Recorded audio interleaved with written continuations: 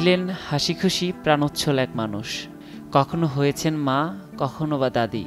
অভিনয় অঙ্গনের অর্ধশত বছরের অধিক সময় নিজের কাজ, মেধা ও শ্রম দিয়ে অর্জন করেছেন সবার ভালোবাসা। 4 বছর বয়স থেকে মঞ্চের আনাচে কানাচে ঘুরে বেড়ানো ছোট্ট মেয়েটি হয়ে উঠেছিলেন সবার প্রিয় মা।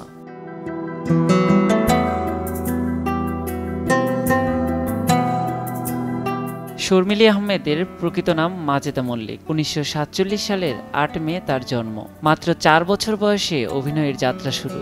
60-এর দশকে নাম লেখান চলচ্চিত্রাঙ্গনে। সাবলীল অভিনয় গুণে দর্শক মহলে হয়ে ওঠেন সুপরিচিত।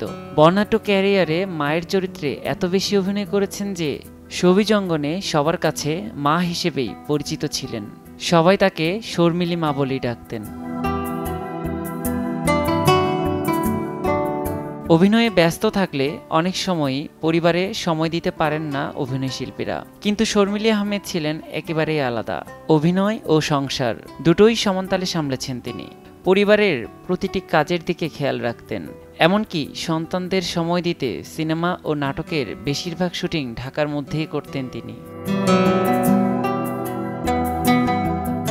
8 জুলাই 2022, দিনটি ছিল শুক্রবার।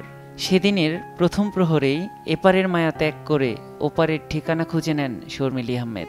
নাট্যজগৎ হারান তাদের সবার প্রিয় আম্মাকে। ক্যান্সারের কাছে হেরে গুণী শিল্পীর চলে যাওয়া আজও যেন মেনে নেওয়ার নয়।